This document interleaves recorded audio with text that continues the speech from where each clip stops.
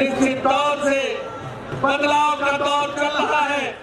मैं कह रहा था किसान दुखी है, परेशान है। आज रात रात भर किसान अपने खेतों का पहरा करने पर मजबूर है। आज महिलाएं दिन भर अपने खेतों का पहरा कर रही है। रात रात भर किसान अपने फसलों का पहरा कर रहा है और किसान अन्ना जानवरों से परेशान है।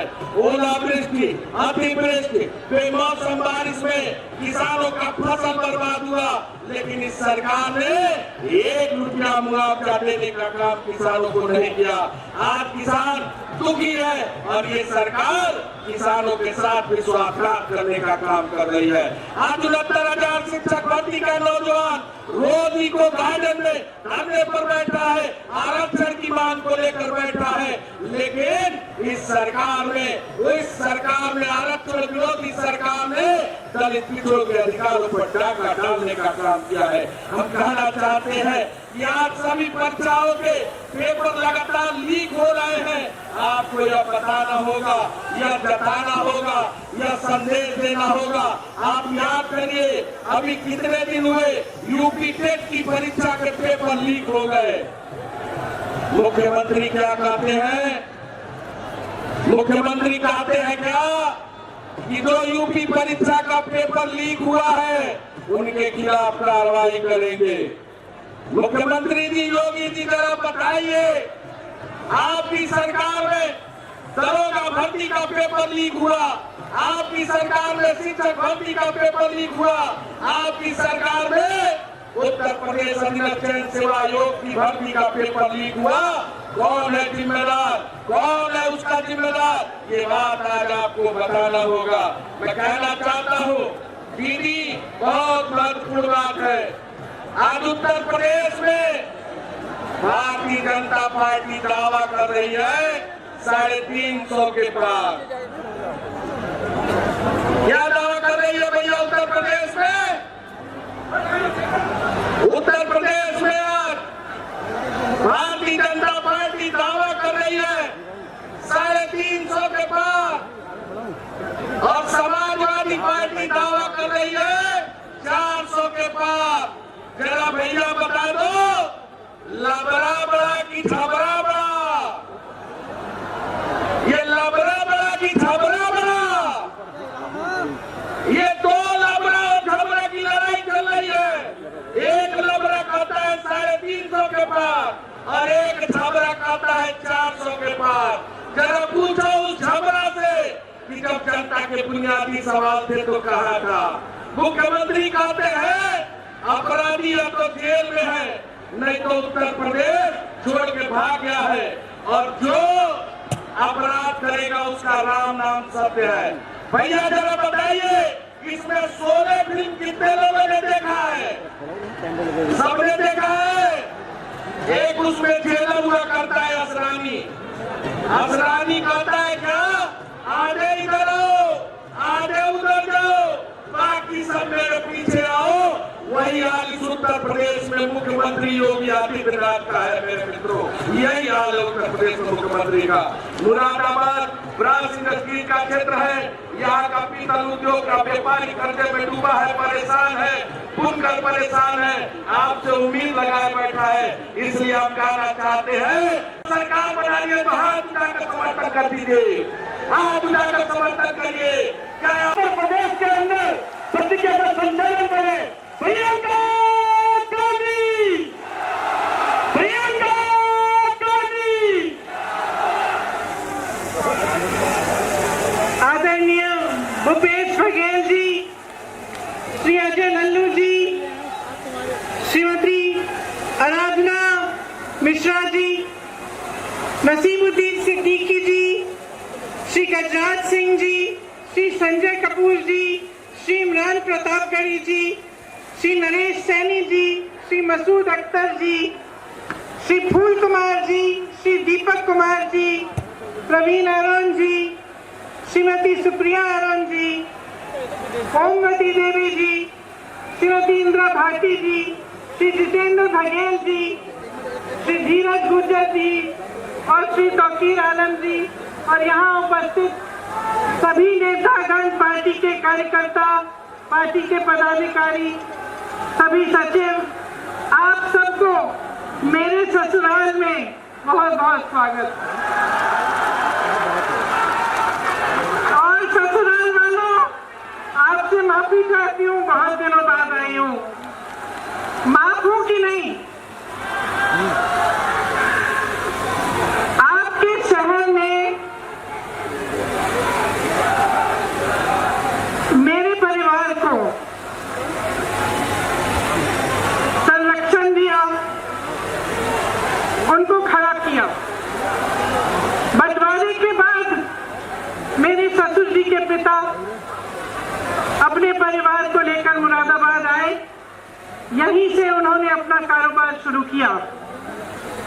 यहाँ के हुनर, यहाँ के लोगों की मदद से, उनकी अपनी मेहनत से उन्होंने अपना जीवन बनाया, अपने बच्चों का भविष्य बनाया।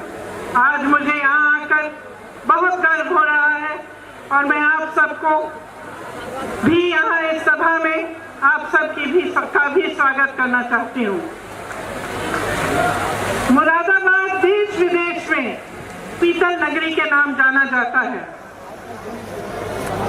मुझे याद है शादी के वक्त एक खुशहाल शहर था, समृद्ध था, तेजी से आगे बढ़ रहा था। यहाँ उस समय हवाई अड्डे बनने की भी बात होती थी और शहर को विकसित करने की बहुत बातें होती थी। उस समय ये सब हो क्यों पाया? क्योंकि आपके हुनर के साथ साथ, व्यापारियों के मेहनत के साथ साथ, मजदूरों के मेहनत के साथ साथ आपके पास एक ऐसी सरकार थी जिसने आपका समर्थन किया, जिससे आपको आगे बढ़ने के लिए, आपको विकसित बनाने के लिए मदद किया। मुझे याद है उस समय एक्सपोर्ट प्रमोशन काउंसिल हैंडीक्राफ्ट के लिए बनी। एक्सपोर्टरों को ड्रॉबैक मिलते थे, ब्याज की सब्सिडी मिलती थी। राजीव गांधी जी, मेरे पिताजी ने कारोबारियों के लोन भी माफ किए, टैक्स में भी मदद होती थी। उस तरह से यहाँ का कारोबार बहुत बड़ा, आपका ये शहर फूला फला आगे बढ़ा। आज स्थिति क्या है? आज हालात क्या है? जहां 8,000 करोड़ रुपए का कारोबार होता था, निर्यात होता था यहाँ से, आज 2,000 करोड़ घट गया है। सिर्फ पिछले 5-6 सालों में 3 लाख कारीगरों की रोजी रोटी खत्म हो चुकी है। भाजपा की नीतियों ने कारोबार, आपके भविष्य को बर्बाद किया है। सबसे पहले तो नोटबंदी लागू की, इससे आपको बहुत संकट हुआ। आपको बताया गया कि देश के लिए ये काम हो रहा है कि काला धन वापस आएगा। कोई काला धन वापस नहीं आया। आप सबको अच्छी तरह मालूम है कि क्या हुआ। उसी तरह से जीएसटी लागू की गई, जिससे आपकी कमर तोड़ी गई। निर्यातकों का ड्रॉबैक खत्म किया गया, ब्याज पर सब्सिडी नहीं मिलती, कारीगरों को दिहाड़ी आधी हुई, कारोबारों में मंदी हुई, बिजली महंगी हुई, डीजल महंगा हुआ, कच्चा माल महंगा हुआ। उधर चीन तेजी से आगे बढ़ रहा था। जिस तरह से उन्होंने एक एक हुनर को लेके पूरे शहर में इंफ्रास्ट्रक्चर बनाया, उस तरह से हमें यहाँ पे भी बनाना चाहिए था। यहाँ पे सारी उपलब्धियां और सारी सुविधाएं उपलब्ध होनी चाहिए थी। यहाँ का इंफ्रास्ट्रक्चर मजबूत करना चाहिए था। यहाँ पे पूरी तरह से मदद करनी चाहिए थी ताकि आपका शहर भी विकसित हो पाए। ये सब नहीं हुआ। आपने पीतल नगरी बनाई, उद्योग नगरी बनाई, अपने हाथों से, अपने खून, अपने पसीने से बनाई। ये सरकार सिर्फ अंधेर नगरी बनाती है और अंधेर नगरी का चौपट राजा है। व्यापार आज पूरे प्रदेश में चौपट है, युवाओं का भविष्य चौपट है, खेती किसानी चौपट है, महंगाई से घर का बजट चौपट है। आपने देखा होगा 27 नवंबर को यूपी टेट की परीक्षा हुई। 22 लाख युवाओं ने मेहनत की, 2 सालों के लिए काम किया। क्या हुआ? पेपर आउट हो गया, परीक्षा रद्द की गई, भर्ती फिर से लटक गई। फिर से क्यों कह रही हूं? क्योंकि इस तरह से तमाम भर्तियां हैं। मैं ऐसे लोगों से बात कर चुकी हूं, ऐसे युवाओं से बात कर चुकी हूं जो 6 सालों से नियुक्तियों का इंतजार कर रहे हैं, जिन्होंने 4-5 परीक्षाएं दे दी हैं, लेकिन आज तक उनको रोजगार नहीं मिला। यहाँ पेपर आउट हुआ, नई बात नहीं थी। 12 परीक्षाओं में इस तरह से हुआ है। 10 लाख से अधिक सरकारी पद खाली पड़े हैं, लेकिन युवाओं को रोजगार नहीं मिल रहा। योगी आदित्यनाथ जी बयान देते हैं कि उत्तर प्रदेश में नौकरियां बहुत हैं, नौकरी योग्य युवा कम है। अब आप बताइए, जहां जहां मैं जाती हूं मुझे ऐसे युवा मिलते हैं जिन्होंने बीए पास की है, किसी ने आईटीआई पास किया है, किसी को एमए भी हुआ है, और मुश्किल से संघर्ष करके मैं एक वाल्मीकि कॉलोनी में गई लखनऊ में, वहां में एक महिला से मिली। उसने मुझे कहा कि मैं संघर्ष करके घरों में काम कर करके 4-5 हजार रुपए का वेतन लेके मैंने अपनी बेटी को पढ़ाया। मेरी बेटी बीए कर चुकी है, आईटीआई पास है, आज तक दर दर भटक रही है, उसको नौकरी नहीं मिली। अगले घर में गई, वही समस्या, अगले घर में गई, वही समस्या। मैं कम से कम 10 परिवारों से मिली उसी एक कॉलोनी में, सबने मेहनत से अपने बच्चों को पढ़ाया। नौजवान मेरे सामने आए, उन्होंने सबने कहा कि हम दीदी हमने पढ़ाई की है, कहीं पे रोजगार नहीं मिलता। और योगी जी इस तरह के बयान देते हैं। ये सब क्यों हो रहा है? मैं आपको एक छोटी सी बात बताती हूँ।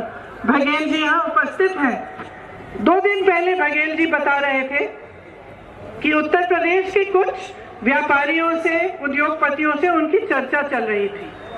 तो उन उद्योगपतियों ने बताया कि एक पोर्टल की जरूरत थी, जिसके लिए वह मुख्यमंत्री जी से मिलना चाह रहे थे, लेकिन पिछले 4 सालों से उनको मिलने का मौका नहीं मिला। तो बघेल जी से मैं बात कर रही थी कि ऐसा कैसे हो सकता है कि 4 सालों से कोई अपनी समस्या को लेकर भटक रहा है। उद्योगपति हैं, व्यापारी हैं, प्रदेश को आगे बढ़ाने वाले लोग हैं, कैसे हो सकता है कि मुख्यमंत्री जी इनके लिए समय नहीं बता रहे हैं? तो बघेल जी ने मुझे एक बात कही जो मेरे मन में रही। उन्होंने कहा, देखिए दीदी, हमारे प्रदेश में जाति और धर्म पर आधारित राजनीति कम होती है और विकास पर आधारित राजनीति होती है। उत्तर प्रदेश में सांप्रदायिकता पर आधारित राजनीति और जातिवाद पर आधारित राजनीति इतनी भयानक है कि मुख्यमंत्री भी जानता है कि लोगों की समस्याओं का हल करने के बजाय चुनाव के समय आएगा, धर्म की बात करेगा, जाति की बात करेगा, चुनाव जीत के निकल जाएंगे और उनको कोई जवाबदेही ही नहीं रहेगी। तो ये बात मेरे मन में बहुत गहराई से मैंने इस बारे में सोचा। ये बात सही है। जब तक पब्लिक जवाबदेही नहीं मांगेगी अपनी नेताओं से, तब तक ये सिलसिला चलता रहेगा।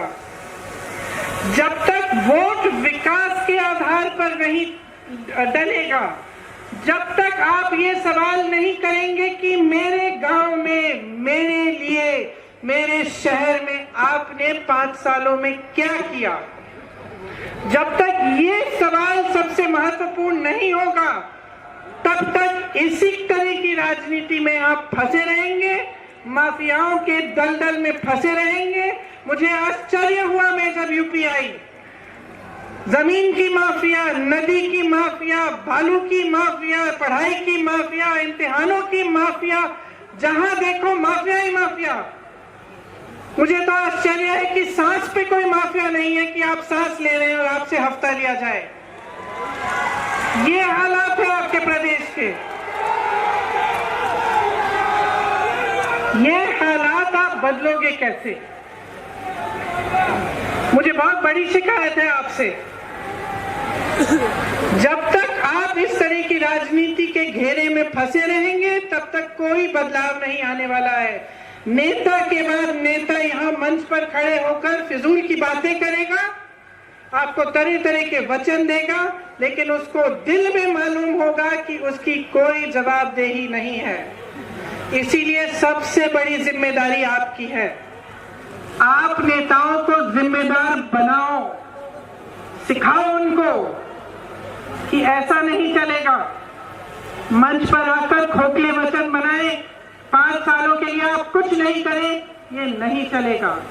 इसीलिए कांग्रेस पार्टी इस चुनाव को सिर्फ और सिर्फ विकास के आधार पर लड़ना चाहती है। हमने प्रतिज्ञाएं ली हैं। क्या प्रतिज्ञा ली है? कि हम 20 लाख रोजगार दिलवाएंगे, हर जिले में हम उद्योगों के हब लगवाएंगे। ये प्रतिज्ञा इसलिए है क्योंकि खोखला वचन नहीं है।